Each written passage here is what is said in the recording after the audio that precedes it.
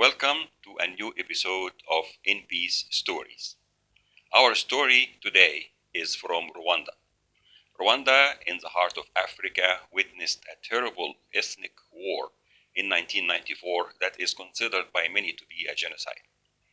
That war between the Hutus and the Tutsis in Rwanda and in neighboring Burundi resulted in the death of 800,000 people in Rwanda and about 200,000 in Burundi.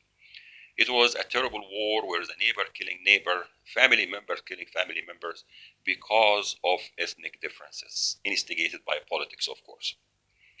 The international community did not pay enough attention early on, and as a result, it was too late by the time the intervention started to arrive. So many people died, families disintegrated, homes burned down, economy totally came to stall, rural life totally stopped, no agriculture, nothing. Many organizations started to come to try to do something to contribute to rebuilding the country, to do post-conflict reconstruction, peace-building programs.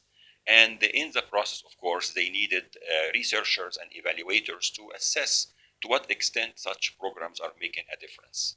And that's where I myself and other people, of course, came and contributed to the evaluation and research at that point. In one of my missions in Rwanda, I worked with a group of researchers and evaluators to conduct evaluation of work that was done by Oxfam. Oxfam is a very famous international organization working on issues related to peace building, post-conflict reconstruction, humanitarian assistance, development, and so on.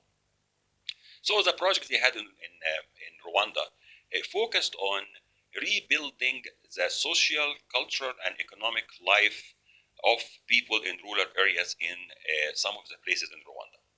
The idea was, or the assumption was, that families, neighbors, they have killed each other over during that war, and there is a lot of destruction. The economic life stopped. Nobody is cultivating anymore. There isn't enough resources as they used to have, and social life is terrible, and trauma, post-conflict trauma, is really rampant. So they needed to come and do something to give incentive to people to rebuild their life.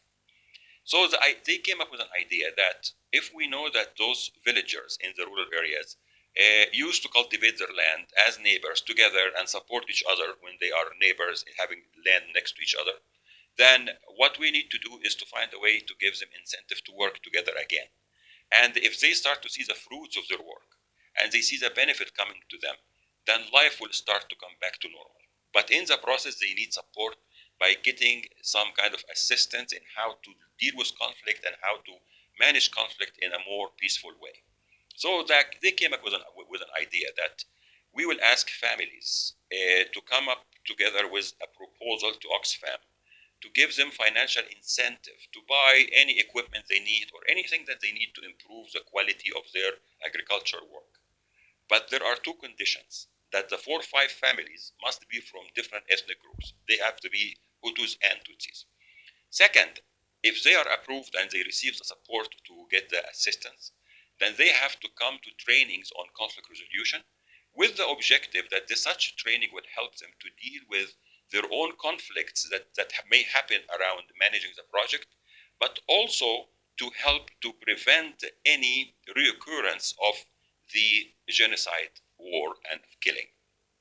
And actually, it worked well.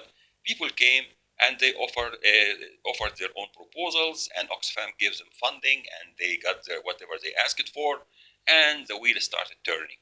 So we went to evaluate this. We went to the villages, and we started to talk to people about the project with Oxfam. And did you join with other families? Yes, we did. And did you get what you wanted? Yes. And of course, we were curious. What did you ask for? And we found that many of them said that, we wanted a goat. Yes, you heard me right. Goat. G-O-A-T, the animal.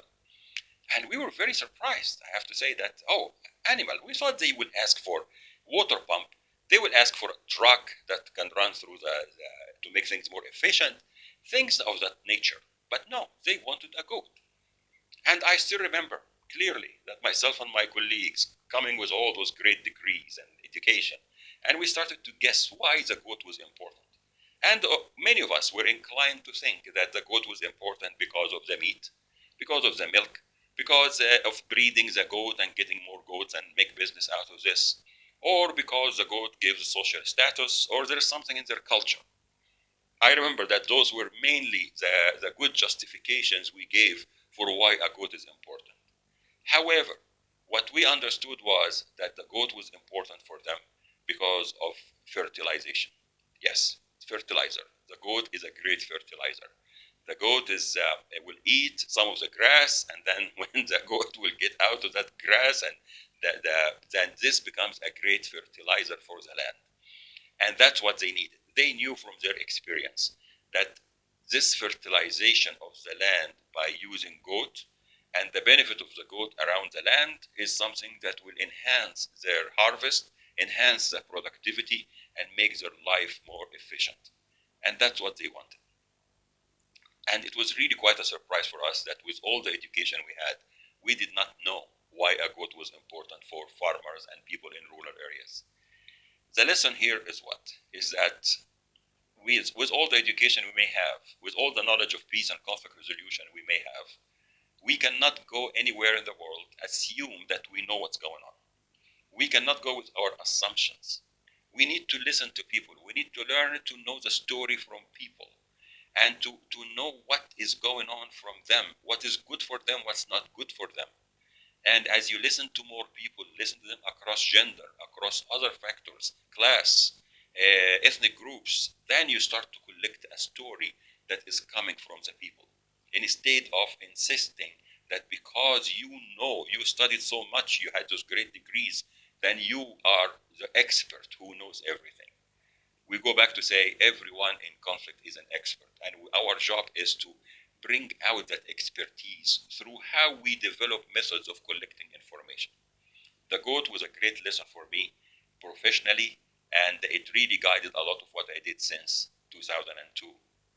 And that led us actually to encounter a new situation while we were in Rwanda with a third ethnic group called the Batwa or the Twa, which will be the subject of the next episode. Thank you so much for listening.